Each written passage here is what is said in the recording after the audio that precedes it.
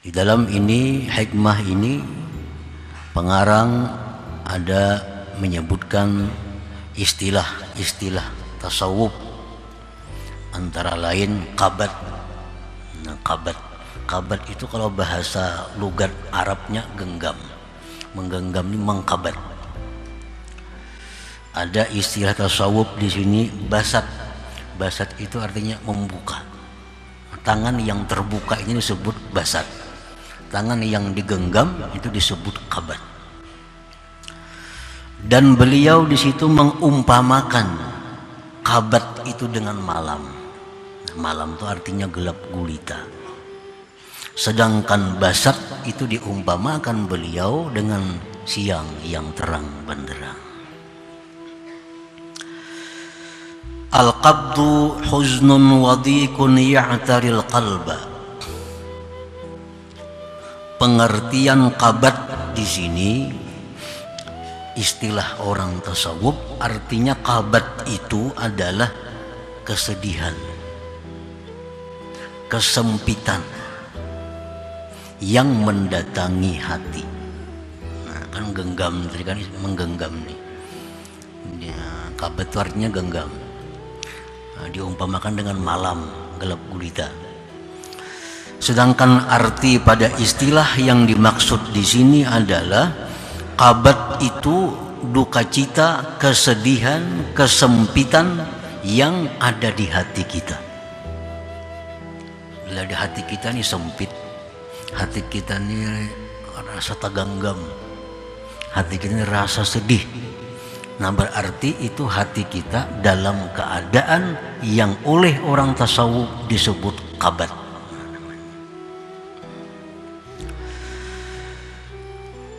Kenapa datangnya kesedihan, kesempitan itu di dalam hati tadi?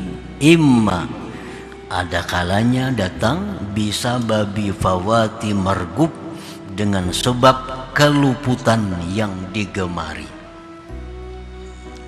sebab kehilangan yang disukai, baik itu perkara duniawi atau perkara akhirat. Orang yang hartanya berkurang, nah ini orang bisa hatinya menjadi qabat, menjadi sedih, menjadi sempit. Orang yang menghendaki salat tahajud di malam hari, tahu-tahu bangunan orang sudah sembahyang subuh. Nah, kepingin tahajud malam, sekali bangun jam 6, maka hatinya sedih. Nah, ini qabat. Imma bisababi bawati margubin au adami husuli matlubin, atau sedih dalam hati tadi datangnya akibat tiada berhasil yang dituntut, tiada tercapai cita-cita, baik urusan duniawi atau urusan akhirat. Urusan dunia, dia menargetkan hari ini, minggu ini mesti dapat duit 1 juta rupiah. Ternyata kada dapat itu, lalu hatinya ini sedih. Urusan akhirat, dia menargetkan bahwa dalam seminggu dia mesti khatam Al-Quran. Tahu-tahu ada halangan rintangan, seminggu separuh aja baru. Nah, lalu hatinya sedih. Ini qabat. Au bi ghairi sababin ma'lum, atau tanpa ada sebab yang diketahui. Kenapakah hati sedih nih? Padahal kada ada kehilangan apa-apa, kada ada gagal apa-apa, tapi kenapa hati sedih? Nah, itu mungkin sering dijumpai. Hati rasa gelisah, hati rasa kada nyaman, padahal kada ada yang hilang, kada ada yang berkurang, kada ada yang gagal, tapi tiba-tiba kenapa hati jadi sempit?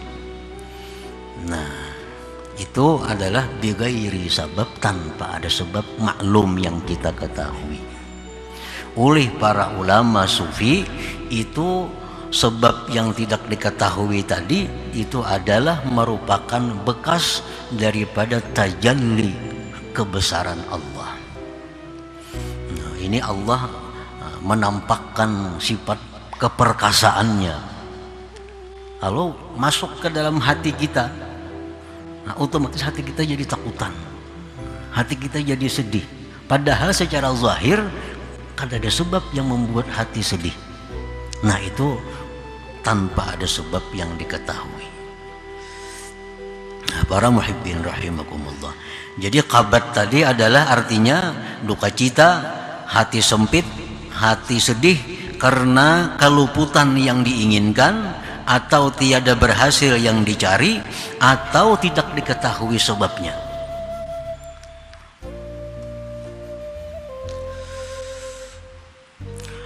Wal bastu, sedangkan basat. Basat itu artinya farahun wan syirah ya'taril qalba imma bisababi husuli matlub aw indifa'i makruhin aw bighairi sababin ma'lum. Basat itu artinya kegembiraan, keterbukaan, kelapangan yang datang ke dalam hati, ada kalanya dengan sebab berhasil yang dicari, atau terhindar dari yang tidak diingini, atau tanpa ada sebab yang diketahui. Kan apakah hati pina lapang, pina nyaman, padahal kan ada sesuatu yang datang apa-apa. Nah, itu hati kita dalam keadaan basat, tanpa ada sebab yang kita ketahui.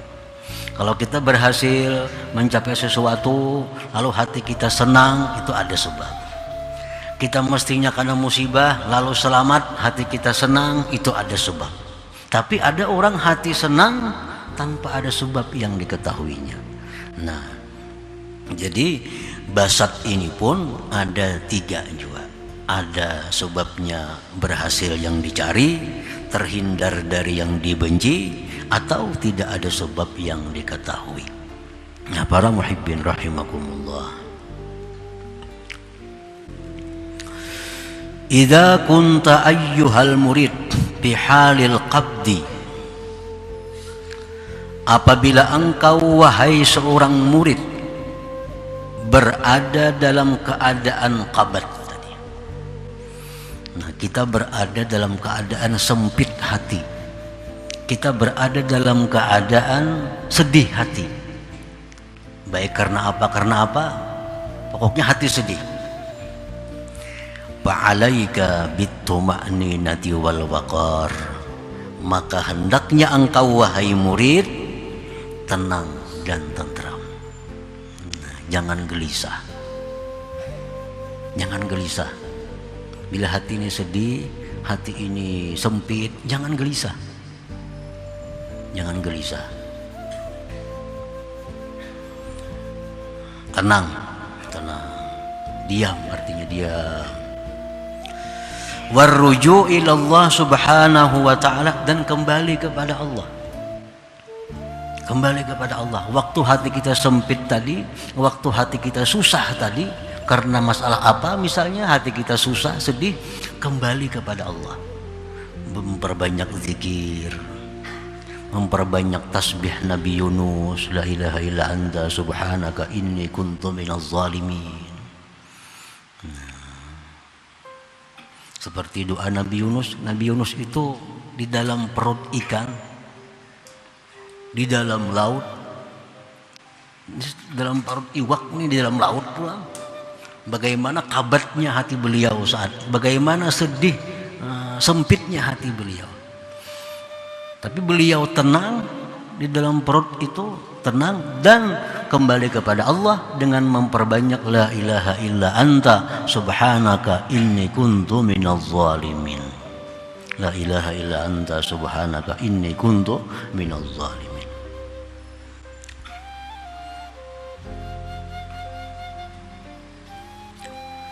Wal yakin anna Allah la yuridu bika illa khaira, dan yakini bahwa Allah tidak menghendaki engkau kecuali kebaikan dengan hati yang sedih tadi. Yakini itu, yakini bahwa Allah menghendaki baik dengan keadaan yang susah ini. Wala taltafit ilal basti, dan jangan engkau menoleh kepada kegembiraan. Artinya jangan hendak mencari kegembiraan baik kepada Allah apalagi kepada makhluk Allah. Kalau Allah sedang memperbuat sesuatu kepada kita yang menyebabkan hati kita sedih, kita diam, tenang, banyak zikir, tasbih tadi. Yakini bahwa ini pasti ada kebaikan yang akan diberikan Allah kepadaku. Jangan minta hilangkan kesedihan itu. Jangan minta bukakan kesempitan itu. Kenapa sebabnya? Jangan minta dilapangkan, jangan minta dibukakan, karena pada waktu itu, pada waktu sempit itu, kita bisa mendapat sesuatu faidah yang tidak kita dapati pada waktu kita senang. Nah, rubbama afadaka fi lailil qabdi ma lam tastafidhu bi isyraqin nahar pasti. Mungkin di waktu kita sedih itu kita akan banyak mendapat sesuatu yang tidak kita dapatkan pada waktu kita senang. Tunggu sampai kena Allah yang memindahkan keadaan kita kepada keadaan senang itu. Perbanyak zikir, perbanyak salawat. Jangan minta pindahkan keadaan kepada keadaan senang. Karena kita yakin bahwa ini Allah akan memberikan kebaikan yang banyak kepada kita. Itu lebih baik daripada kita minta kepada Allah dilapangkan. Berzikir aja, baca Quran kah, berzikir kah. Karena Nabi kita telah menyatakan bahwa orang yang berzikir kepada Allah, orang yang membaca Al-Quran, itu akan diberi oleh Allah lebih daripada orang yang minta kepada Allah. Dalam kesusahan nih, ya Allah lapangkanlah hambamu, itu doa. Ini kada berdoa dalam keadaan susah, berzikir dibanyakinya la ilaha illallah atau Allah, baca Quran, Allah akan beri orang ini lebih daripada orang yang minta. Nah, lebih daripada orang yang lebih afdal daripada orang yang minta-minta kepada Allah Subhanahu wa ta'ala. Jadi bila dalam keadaan sedih, dalam keadaan sempit, diam ya. Jangan kujuk-kujuk ke sana kemari mencari ketenangan, jangan. Berdiam ya di kamar, diam ya di rumah, diam di rumah. Nah, kembali kepada Allah, banyak zikir, banyak salawat. Yakini bahwa Allah pasti menghendaki kebaikan dengan yang demikian. Dan kada perlu minta kepada Allah untuk dilapangkan. Kada perlu, cukup dengan zikir lebih daripada doa. Lebih daripada doa. Nah itu waktu kita berada dalam keadaan kabat tadi. Makanya diumpamakan tadi kabat itu dengan malam yang gelap gulita. Orang bilang malam tuh gelap gulita, kagak nanti rumahnya kalau tuh mulai ke situ kamari. Malam gelap gulita, kada ada lampu, kada ada bulan, diam di rumah. Nah waktu kabat itu pun diam.